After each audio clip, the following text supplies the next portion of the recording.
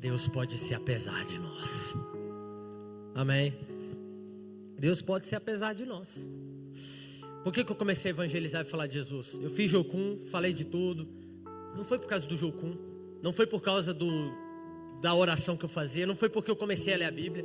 Eu comecei a falar de Jesus para as pessoas porque eu tive um encontro com Deus. É impossível você se encontrar com Deus e permanecer em silêncio. Nada cativa mais o crente para a pregação do Evangelho, para a evangelização, para a participação na missão de Deus, do que o fato dele se encontrar com o Senhor. Nada. Se o fato de nós termos encontros com Deus já não é o suficiente para nos colocar em chamas para a pregação do Evangelho, o que mais será? Por que hoje muitos pastores e líderes precisam quase que, pegar o jovem crente e falar: vai pregar, vai evangelizar, por amor a Deus, pelo amor de Deus? Por que hoje a gente precisa fazer grandes eventos para mobilizar o crente para a pregação do Evangelho? Porque a nossa religião, infelizmente, ela é cheia de pseudos orações, cheias de pseudo jejum, cheias de pseudo leitura da palavra, cheias de cultos, mas vazias de encontros com Deus. É inevitável você se encontrar com Deus e você começar a pensar em quem você vai evangelizar, em quem você vai falar de Jesus. Você passa a pensar, o Mike falou, na verdade todas as sessões a gente está falando sobre isso. É impossível você sair de um encontro com Deus e você não ficar pensando em quem você vai encontrar para falar do Senhor. Você fica em chamas. Você fica em chamas. Então, é muito bom ter encontros com Deus onde você sente a presença, onde você, tem uma experiência mística, sensorial com Ele. Ontem eu estava falando com os pastores que eu nunca tive riso com Deus. Chorei, já caí, mas unção do riso eu nunca tive. Eu acredito, mas eu nunca tive comigo. E às vezes até acho que isso nunca vai acontecer comigo. Aí uma irmã, que é a mãe de um dos pastores, ela me pegou no canto e falou: duvida não. Aí eu, ela tá aí. Eu já vi que ela é da oração. Já vi que ela lembra muito minha mãe. Tá lá atrás, eu acho. Ela falou: duvida não. Aí eu, tá, amém. Quantos aqui já tiveram uma experiência com a unção do riso? Deixa eu ver pela porcentagem. Dá uns 35%. Quantos já tremeram na presença? Aí eu já sei que é a maioria. Fogo, o último é fogo. Fogo. Caramba, fogo, nem todos. Ok. Essas experiências místicas, sensoriais, são maravilhosas e fazem parte do derramamento do Espírito. Mas Deus não derrama o Espírito dele visando nos possibilitar essa experiência. João, então por que Deus derrama o Espírito dele sobre mim? Por que durante esses 2 dias de Inside Out, Deus está me encontrando e eu estou tendo essas experiências com tremores, com sensação de como se tivesse um fogo dentro de mim? Deus está derramando o Espírito dele sobre nós, visando nos capacitar para a pregação do Evangelho. Visando te capacitar para a pregação do Evangelho. Esse é o propósito principal do derramamento do Espírito. Experiências físicas, sensoriais, místicas. O que é uma experiência mística? É uma experiência que os meios da ciência comum não conseguem explicar. O fato de nós virmos à igreja, meios da ciência comum explicam, não é uma experiência mística. O fato de você ler a Bíblia não é uma experiência mística, dá para explicar pelos meios da ciência comum, pela razão. O fato de você levantar as mãos para adorar não é uma experiência mística. Curas físicas, experiência mística. O fato de você durante o mover tremer, experiência mística. Por mais que a psicologia consiga explicar, mas é uma experiência mística. O fato de você orar em línguas estranhas, experiência mística, amém ou não amém? Então experiências místicas, físicas, sensoriais, fazem parte do derramamento do Espírito. Mas Deus não derrama o Espírito dele sobre mim, sobre você, pensando: vou possibilitar o João Paulo, o Lucas, o Gabriel, o Mike ter essa experiência porque vai ser importante para ele. Não! Ele derrama o Espírito dele sobre nós, porque ele sabe que somente por meio dessa experiência seremos capacitados para falar, para propagar a mensagem do Evangelho às pessoas. Amém? Então tem uns slides aí. Pronto. Na verdade até pulou mais rápido. Volta aí mais um. Então nós reduzimos o derramado Espírito ou avivamento a essas experiências místicas, que, digo e repito, faz parte do derramamento do Espírito. A Heidi Baker, na bênção de Toronto, no final do século passado, na década de 90.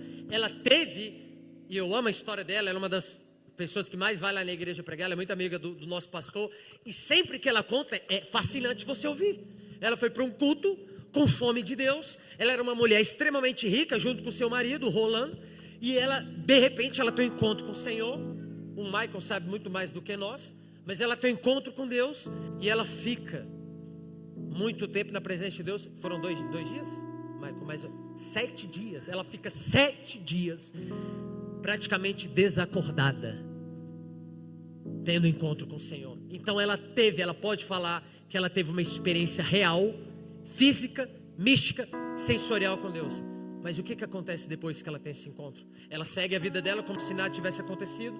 Ela segue com as suas ambições puramente materialistas. Ela segue a sua vida com as suas ambições que é a nossa ambição de hoje, em sua grande maioria, infelizmente, do cristão, de ter uma vida bem sucedida, de ter uma vida próspera. Claro que não, porque ela tinha se encontrado com Deus. O coração dela agora estava em chamas. Tudo foi ressignificado. Tudo foi ressignificado. O valor da vida foi ressignificado. E uma mulher que nunca tinha cogitado sequer falar de Jesus para uma pessoa, depois desse encontro, ela sai não querendo evangelizar ela sai querendo uma nação, ela sai querendo um povo, e principalmente aqueles que eram invisíveis à sociedade, desfavorecidos socialmente. E aí está hoje a história dela, que é sensacional. Hoje ela é muito mais do que uma missionária. Ela é uma mãe espiritual de uma geração lá em Moçambique e de pessoas também de outras nações. E tudo começou aonde? No encontro que ela teve com Deus. Então, meu irmão, precisamos de muito temor ao dizermos que Deus nos encontrou, que você teve um encontro com Deus. Porque ao dizer que você teve um encontro com Deus no Inside Out, você está dizendo: Deus me entregou tudo o que eu preciso para pregar o Evangelho. Então, a partir desse momento, se eu não pregar o Evangelho, se eu não evangelizar, a partir desse momento que saiu da minha boca o reconhecimento que Deus me encontrou, que no momento daquele tremor eu não tive apenas uma experiência emocional, mas uma experiência com o próprio Deus. A partir do momento que você diz que Deus te encontrou, você está dizendo: agora eu tenho tudo que eu precisava para alcançar o meu pai alcoólatra. Eu tenho tudo que eu precisava para alcançar a minha escola. Eu tenho tudo que precisava para alcançar Itatinga. Eu tenho tudo que precisava para alcançar os raves de Campinas. Até você dizer que Deus te encontrou, você tinha um trunfo em mãos. Tem vários amuletos que a gente vai criando, né? O da fraqueza cai por terra, mas o que mais cai, sabe qual é? Não estou pronto. É interessante. Não faz sentido esse negócio de não estar pronto, mas ao mesmo tempo faz. Pela perspectiva pentecostal faz. Pela perspectiva reformada não faz, mas a pentecostal faz. Quantos aqui são pentecostais ou carismáticos? Carismático também, muitos. Tá, então pela perspectiva reformada, esse daí não existe isso. Você nasceu de novo, você já está pronto. Pela pentecostal e carismática, você tinha um trunfo, você não tem mais, porque você foi abrir a boca e falar que Deus te encontrou. Ah, meu amigo, se Deus te encontrou pela perspectiva pentecostal carismática, você está dizendo: eu tenho tudo que eu preciso para pregar o Evangelho. Ah, calma aí, João. Tem não. Eu só falei que tive encontro com Deus, mas eu não tenho teologia. Pela perspectiva pentecostal carismática, você já tem tudo se você teve encontro com Deus. Ou você vai querer esperar chegar no céu, olhar para a mulher samaritana e dizer: eu não fiz escola teológica, eu não fiz jocum, mas eu não fiz nada. Eu só tive um encontro com o Nazareno das mãos furadas. Eu só tive um encontro com o Nazareno das mãos furadas. Você já tem tudo. João, mas eu tenho crise de ansiedade. João, mas eu tenho depressão. Wesley também tinha. Eu ando com Rivotril desde os 12 anos. Eu não posso sair sem. Não preciso, mas eu tenho que andar com isso. Eu tremo pra caramba até hoje. Não posso sair sem isso, porque eu não sei do meu dia da manhã. Isso aqui me lembra que não sou eu. Isso aqui me lembra que eu sou fraco. Opa, João, você está antibíblico, você é forte. Só posso reconhecer a força que há em Deus. Só posso reconhecer que sou forte em Deus se antes eu reconheço a fraqueza que existe inata à minha própria natureza. Portanto, nesse contexto, digo fraco, eu sou forte. Então eu digo, eu sou fraco. Eu digo, eu em mim sou fraco. E aí veio uma voz dizendo: você é forte. Você teve encontro com Jesus, você já tem tudo. Se hoje nós estamos aqui, é por causa daqueles pentecostais lá de trás. Os pentecostais entendiam isso. Gunavingre entendia isso. Seymour entendia isso. Agnes Osman entendia isso. Coloca a foto da Agnes Osman para mim, por favor. Muitas vezes a gente fala de Azusa e fala de Seymour, mas teve uma mulher, e é muito interessante porque ela é mulher. A história de Azusa é sensacional, porque é um homem negro num tempo com muita supremacia branca, amém ou não amém? Só que vamos lá, tinha uma sociedade também machista. E antes de Seymour, 6 anos antes, tinha... eu tenho que falar que é uma senhora. Tem uma senhora de Bíblia. Antes de Seymour, tinha uma mulher chamada Agnes Osman, que ela foi a primeira aluna da escola bíblica Betel em Topeka, que era uma mulher. Ela chega lá, ela bate na porta. Se tiver a foto, pode soltar para mim, por favor. Ela bate no meio da aula e tinha 7 alunos. Ela chega. A história diz, algumas biografias dizem que ela chega com os pés sujos. Essa é a Agnes Osman. Ela chega com os pés sujos. É uma cidade com 2.000 habitantes, Topeka na época, hoje já é maior. E o professor Charles Parham, racista, que tinha escrito um livro explicando por que os homens brancos eram mais abençoados por Deus do que os homens pretos. A história de Azusa também é a história do apesar, é apesar de tudo, porque o Parham era o comandante. Aí ele chega: quem é você, moço? Eu sou Agnes Osman, eu tenho 20 anos, eu sou filha de imigrantes húngaros e eu estou com fome de Deus. Não foi nessas palavras, mas ela falou: estou com desejo de conhecer mais a Deus. E eu fiquei sabendo que tem um grupo de estudo bíblico aqui. Eu não sei muito ler as escrituras e eu preciso aprender a Bíblia. Sabe quantos quilômetros ela andou, meus irmãos? 7 quilômetros a pé, ida, para aprender a Bíblia. Fome e sede madura de Deus.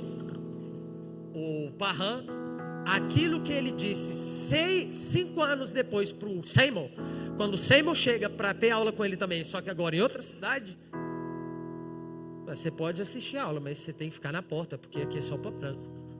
Tá bom, eu tenho fome, você não vai me receber bem, eu vou assistir na porta aqui da sala, eu estou com fome de Deus. Ele disse a mesma coisa para Agnes: cara, você é mulher, mas assim, tem aí mais um lugar se você quiser sentar. Ela senta e começa. No dia, o Parham estava ensinando sobre Jacó. Essa história é a que mais me fascina. Está ensinando Jacó, Gênesis 32, eu acho, né? O homem que lutou com Deus. E ela pegou aquilo. Um homem que luta com Deus é marcado. Se eu quero ser marcado, eu preciso lutar com Ele. Ela entendia que encontros com Deus não acontecem no meio de algo romântico. Oh Deus, velho. Muitas vezes você vai ter que lutar. Como Jacó. Deus entrou na tenda dele. Ele percebeu. Jacó disse: daqui você não vai sair sem antes me tocar. Eu quero minha bênção. Então você está aqui no Inside Out, abrindo um parênteses. Você já sentiu arrepio. Eu sei que Ele está aqui. Meu amigo, eu já saí de casa e Deus está aqui. Deus, eu não saio daqui sem antes você me tocar. É o que Lutero dizia para entender Romanos e Gálatas. Não, essa história dele é sensacional, que eu aprendi com o Gilberto Araújo. Que o Gilberto é um crânio, né? Professor de História e Antropologia. Ele me contou a história de Lutero, quando ele queria aprender Romanos e não tinha papa para ensinar ele. Uma manhã, lá de 1517, ele ficou sem comer 2 dias. Porque ele falou: se o senhor não entrar no meu quarto e me revelar o que está escrito aqui, eu não vou comer e eu vou morrer de fome. E Lutero, que era um homem sem filtro, xingava o capeta. Não dá nem para falar o que ele falava. Ele dizia: e a culpa vai ser sua, porque eu só saio daqui se o Senhor me revelar Romanos. Porque o Papa não consegue, o padre não consegue me ensinar. Ele já não me considera irmão. 2 dias de fome, Deus entra. E ele começa a aprender a Bíblia. A Bíblia não, Romanos. Ele já conhecia, ele era monge, mas Romanos, que ele queria a revelação de Romanos. Fome por Deus não é nada romântico. Encontrar com Deus não é romântico. Por isso que tenha mais temor ao dizer que Deus te encontrou. O ideal é: tive uma experiência no Inside Out, tive uma experiência na minha igreja videira, tive uma experiência no CPP. Contudo, não sei se foi com Deus. Vou saber nesses próximos dias. Se eu começar a olhar para o morador de rua, em situação de rua, com compaixão, foi ele. Foi ele, porque eu não amo ninguém sem Deus além de mim e do Deus que eu crio a própria imagem e a minha própria imagem e semelhança. Agora, se eu sair do culto, parar no semáforo e ele continuar invisível para mim, eu continuar apressado e achar aquilo um saco, que homem inconveniente pedindo esmola no meio do jantar, eu não encontrei com Deus coisa nenhuma, porque eu continuo aqui na minha religião focada em mim. Maldito homem que sou.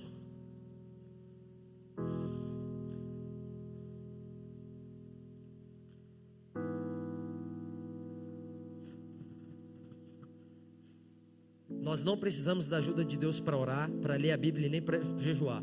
Para orar, ler a Bíblia e jejuar como convém, como é o correto, precisamos da ajuda de Deus. Jesus, como se deve orar?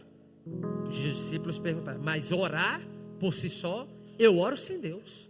Ler a Bíblia, meu sogro, eu me referi a Clara como prega muito mais do que eu. Aí falei do pai dela, porque o pai dela fala grego, hebraico, é formado em Jerusalém, na Universidade de Jerusalém. Foi o único brasileiro da turma, ele é um crânio, o apelido dele é Luiz Saião de Brasília. Então, ele me disse, João, eu aprendi lá a ler Bíblia, sem Deus você lê. Os caras lá lê muito mais do que todo mundo. Então, ler Bíblia, orar, jejuar, sem Deus você consegue fazer. Como ele merece, não, mas consegue fazer uma oração, leitura da palavra, consegue ir para o culto. Amar o próximo, só com Jesus, só com o Espírito Santo em você. É plenamente possível, ao longo da nossa peregrinação religiosa, nós criarmos um Deus à nossa própria imagem e semelhança. E como a gente não tem compaixão por ninguém, a gente não para por ninguém, a gente não evangeliza ninguém, a gente acha que pode se encontrar com Deus e permanecer apáticos. Mas isso é impossível. Então a Agnes Osma, ela chega lá, ela está aprendendo. De repente o cara que estava do lado dela, que é Paul alguma coisa, ele depois se tornou um pregador pentecostal, amigo do Seymour, ele já estava lá. Ele está lá e ele começa a perceber que ela estava balbuciando uma língua estranha no meio da aula. Aí a história diz que ele levanta a mão e falou, Parram, a moça aqui tá estranha, que ela está tendo ela está orando, eu não entendo nada. E aí depois descobriram que ela orou 3 dias em chinês, sem parar. Os jornais foram até ela e testemunharam que ela estava orando em chinês. Uma mulher que teve um encontro com Deus. Depois ela se tornou uma das grandes pregadoras pentecostais, falando de Jesus para as pessoas, testemunhando. Por quê? Porque ela teve um encontro com Deus. Então, o que é a experiência pentecostal genuína? É a experiência de homens e mulheres que se encontram com Deus, e a partir desse encontro são capacitados para a pregação do Evangelho. Se hoje nós estamos aqui é por causa dos pentecostais. Hoje a igreja presbiteriana cresce muito, o luteranismo está crescendo, que eu fiquei surpreso. Peguei um dado aí agora, lá do Rio Grande do Sul, da Universidade de São Leopoldo, que é onde da Universidade de São Leopoldo, que é a universidade que mais está produzindo teologia pública para o Brasil, né? E eles soltaram os dados agora, semana retrasada. O luteranismo está crescendo, o anglicanismo, tudo está crescendo. Mas aí você vai puxar. O irmãozinho que está indo lá na luterana foi evangelizado pela dona Raimunda, lá da Assembleia de Deus do Fogo que desce do céu. O cara lá, o Paulo, que está indo agora na presbiteriana, que virou reformado, calvinista, você puxa, quem te evangelizou? Quem me evangelizou? Qual foi o reverendo? Reverendo? Não, quem me evangelizou foi a dona Josafá, vizinha lá da minha casa, que vestia vestido longo e era do coque. que ela botou a mão em mim, tirou os capeta tudo, e aí eu me converti. Quem evangelizou o Brasil? Os pentecostais. Vamos lá. Os pentecostais entendiam que uma vez derrubados no culto, querendo ou não, eles se levantariam com uma missão. Uma vez rodando no culto, uma vez caindo no culto, uma vez orando em línguas estranhas, eles sairiam dessa experiência, querendo ou não, com uma responsabilidade, nada romântica, a responsabilidade de falar de Jesus para as pessoas, e se colocar, como o Cantarino disse ontem, entre uma barreira, entre eles e o inferno. Amém? Com o advento do neopentecostalismo, e João, isso não é para mim, não sou de igreja neopentecostal, tchau, pegou todo mundo, queira você ou não, isso te influenciou. Com o advento do neopentecostalismo, o mover do Espírito, o derramar do Espírito foi infantilizado. Nós infantilizamos o mover do Espírito, retirando da experiência com o Espírito a responsabilidade que vem junto dela. E o que sobrou da experiência? Só uma experiência fútil com Deus, sem responsabilidade nenhuma. Qual a diferença da experiência pentecostal para neopentecostal? A pentecostal é essa: se Deus me derrubou do culto, eu vou começar a pregar hoje. A experiência neopentecostal é infantil, é fútil, porque ela não tem junto da experiência essa responsabilidade. Amém? Então pode passar para mim, por favor, os slides. Vai aqui, pode continuar. Na verdade eu vou abrir. Na verdade, Jesus, para alimentar a fome dos seus discípulos, e aqui eu quero toda a sua atenção. Jesus, para alimentar a fome, a sede, o desejo dos seus discípulos para o derramamento do Espírito, em Atos 2, fez parte do seu diálogo com seus discípulos, Mateus 28, Mateus 24 e Atos 1. O Cantarino ontem citou Mateus 28. Então em Mateus 28, Mateus 24 e Atos 1 são as últimas palavras de Jesus com seus discípulos. Então ali Jesus está preparando os discípulos para a experiência pentecostal de Atos 2, amém? O que Jesus conversou com os discípulos em Mateus 24, Mateus 28 e Atos capítulo 2? Jesus em nenhum momento falou das experiências que os discípulos teriam no cenáculo do templo em Atos capítulo 2. Jesus não mencionou que eles iriam sentir o fogo do Espírito, que eles iriam ver um vento como um vento impetuoso, línguas repartidas como de fogo. Jesus não mencionou, não descreveu as experiências místicas que os discípulos teriam dias depois em Atos 2, ok? Ao invés disso, Jesus alimentou a fome dos seus discípulos para o derramamento do Espírito em Atos 2, falando de dois assuntos: escatologia e missão. Por quê? É um desejo pela volta de Jesus e um desejo missional que provoca o coração de Deus para o derramamento do Espírito, e não um desejo pela experiência em si. O que aconteceu junto com o neopentecostalismo? Além de infantilizar o mover, o neopentecostalismo retirou do pentecostalismo o que há de mais precioso no pentecostalismo. Parede preta, minha igreja, na verdade minha igreja não é parede preta, eu ia falar que é, mas já foi, não é. Mas a minha igreja tem tudo em som. Isso aqui é maravilhoso. Isso aqui tem que ter. Isso aqui, ó. Isso aqui é top, ó. Som, pá. Isso aqui tem que ter, ó. Mas o que eles fizeram? Retiraram duas coisas que são clássicas no pentecostal clássico. E diga e repita, hein, gente? Tá claro para vocês que eu não sou da Assembleia, não sou pentecostal, então não estou puxando sardinha. Mas sim, os caras são embaçados. Toda igreja pentecostal, o que é o pentecostal clássico? Volta de Jesus e missão só. E o fogo? É fogo, escatologia e missão. O neopentecostalismo retira a responsabilidade missional, tira Maranata, de tal forma que, meus irmãos, se não fossem os pentecostais no Brasil hoje, o Brasil não estaria falando de volta de Jesus. Já reparou que a gente não fala mais da volta de Jesus? Mas todo pentecostal fala da tal volta de Jesus, Maranata, fala de missão. Por que hoje nas igrejas neopentecostais não tem mover do Espírito? Porque a gente não provoca mais o coração dele com esse desejo pela volta de Jesus e com desejo missional. A nossa expectativa hoje é na experiência em si, porque nós enxergamos, queira ou não, a experiência como um fim em si mesmo e não como meio capacitador. O que nos resta, João? As experiências que são tão frágeis que não conseguem sustentar o desligamento dos instrumentos musicais. Nossas experiências com o Espírito são tão frágeis, são tão rasas e são tão falsificadas que elas não sobrevivem sem os instrumentos musicais. Elas não sobrevivem se os instrumentos musicais forem desligados. Porque essas experiências não são genuínas. Nós não temos expectativa nenhuma na volta de Jesus. Não falamos mais sobre isso. Não pregamos sobre isso. E nós não enxergamos a experiência como um meio capacitador para a pregação do Evangelho. João enxerga sim. Não enxerga, por quê? Se nós enxergássemos, antes da experiência, já estaríamos inclinados para a pregação do Evangelho. Você já estaria tentando pregar. Eu já estaria tentando, mas nós não estamos tentando.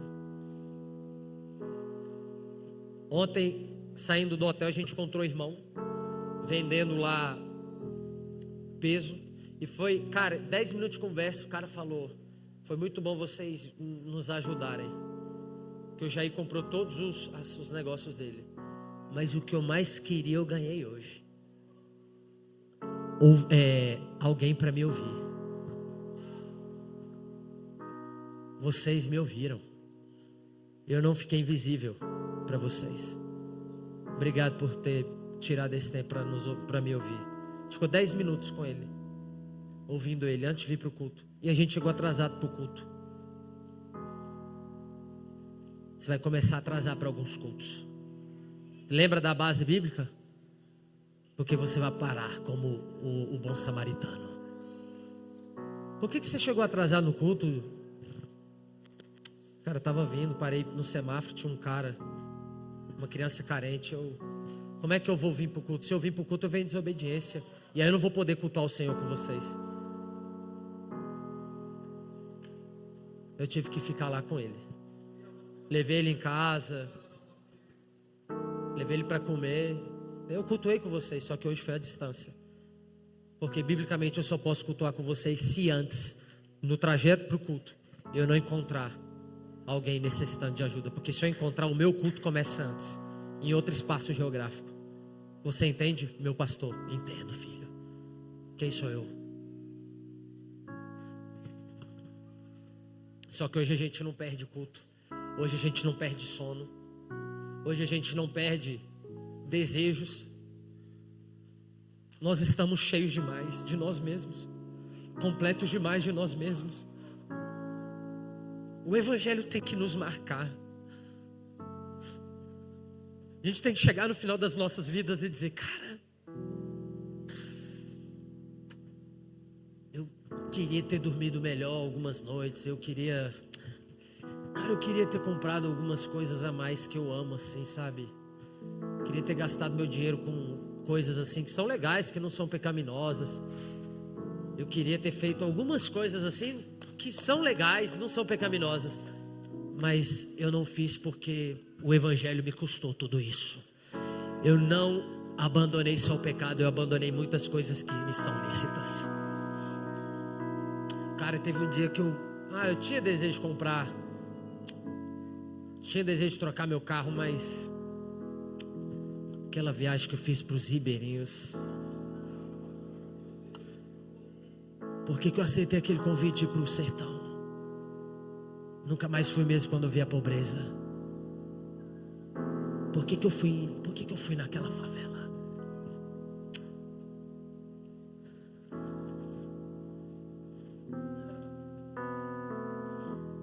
Deus hoje quer nos batizar em compaixão. Em julho, nós fomos numa boate lá de Brasília, que hoje é a nossa igreja. Onde funciona a nossa igreja era uma boate. A gente chegou lá, eu cheguei em Brasília 3h30 da manhã com a Clara, vindo de Recife. É um voo que sai, esse voo tem até hoje, sai 1h10 da manhã, chega em Brasília 3h30, da Latam. E a gente chegou em Brasília, no aeroporto, e aí chegando em Brasília, o Espírito Santo me disse que ele queria encontrar uma menina numa festa chamada Arca de Noé. E aí a gente pousou, falei para Clara, falei, amor, eu queria muito que fosse coisa da minha cabeça, porque eu queria dormir. Mas eu sei que não é. Tem alguém me perturbando. E eu sei que é Ele, porque eu não consigo amar ninguém além de mim sem Deus.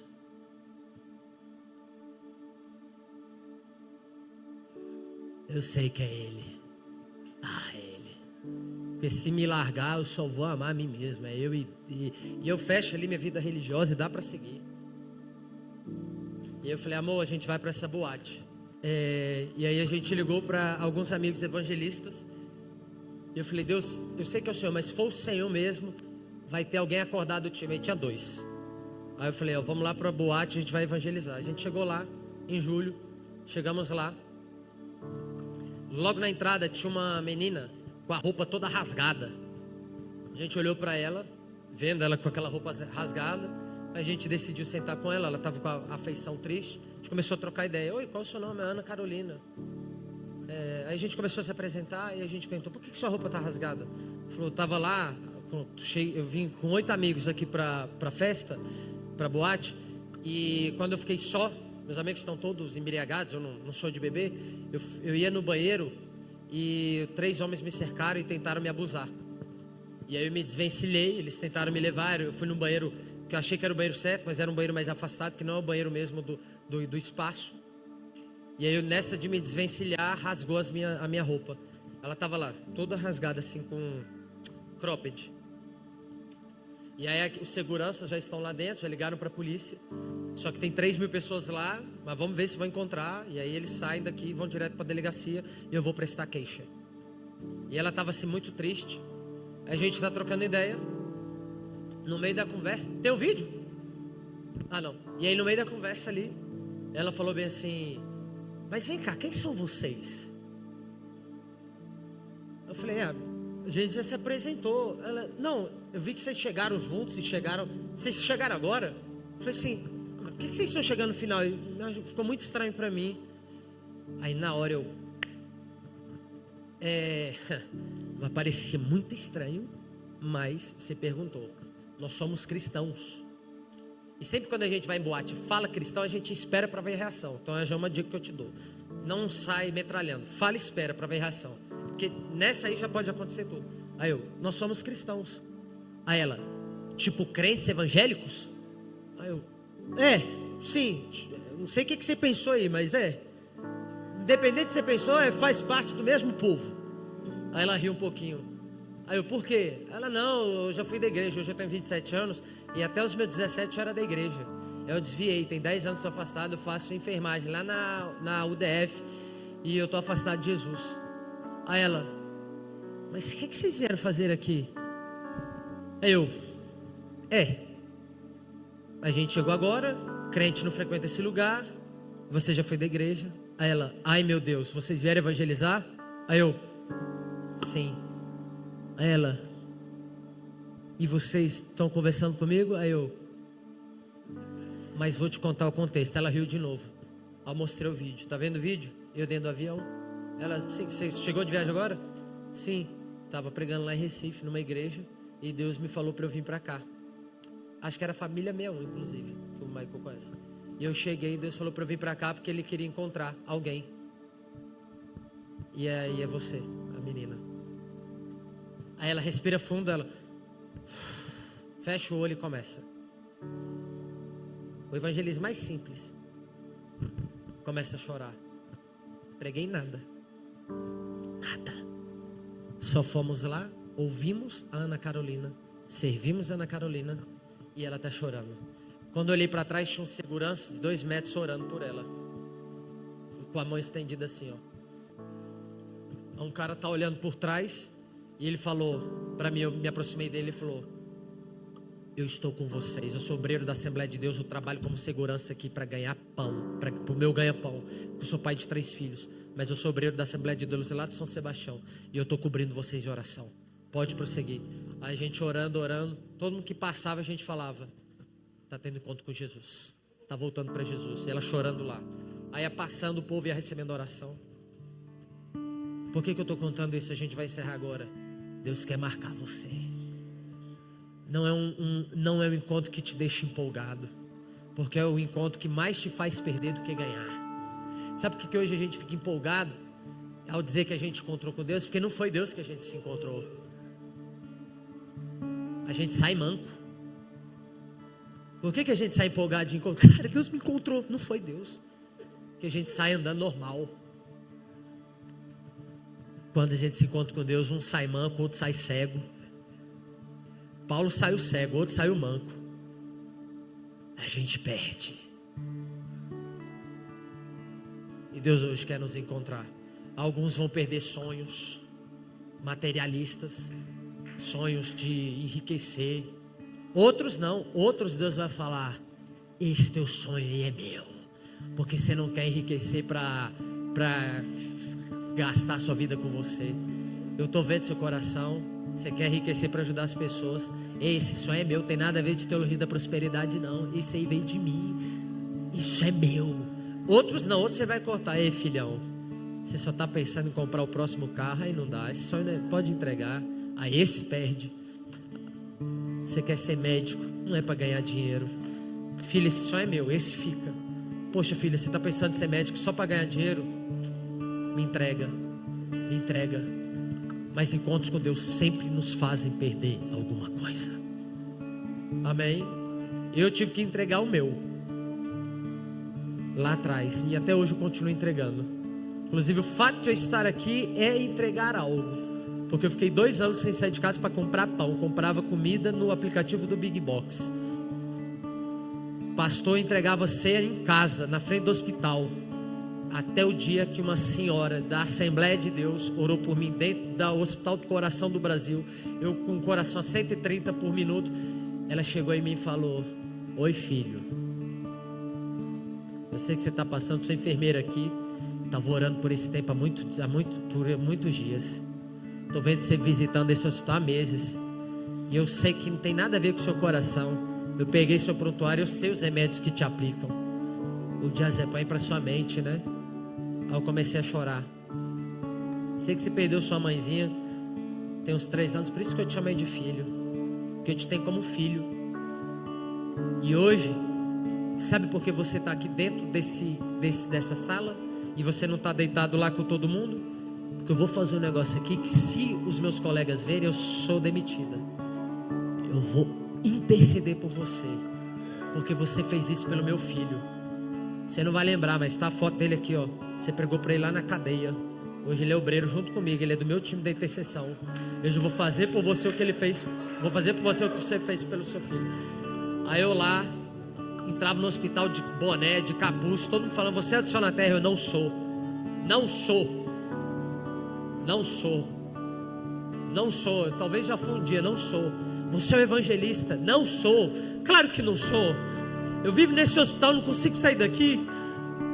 Essa desgraça do pânico. Não consigo viver sem remédio. O médico me reconheceu. Eu falei: cara, para de falar. Eu não sou mais esse não. Isso está me deixando mal. Não... Foi bom que eu vivi, mas acabou. Não fala mais nada de ministério para mim não. Não tenho mais nada disso não. Eu andava de capuz. Aí ela falou: tira o capuz. Eu sei que você é o João Paulo. Eu já vou marchar por você. Você vai sair da sua caverna. Aí eu comecei lá tomando medicamento. Ela marchando por mim. E ela, eu não lembro de muita coisa, porque entrou o medicamento, eu já paguei. Ela falou: ressuscita o vale de ossos secos. Ressuscita o vale de ossos secos. E aí hoje eu estou aqui. Quando o Gripe mandou mensagem, eu falei: irmão, se eu puder pregar de manhã, porque a noite é muito difícil para mim ainda.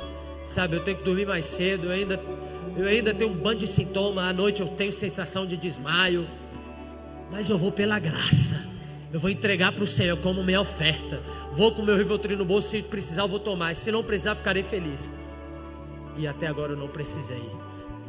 Deus é comigo e Deus é com você. Fique de pé no seu lugar. Abra suas mãos.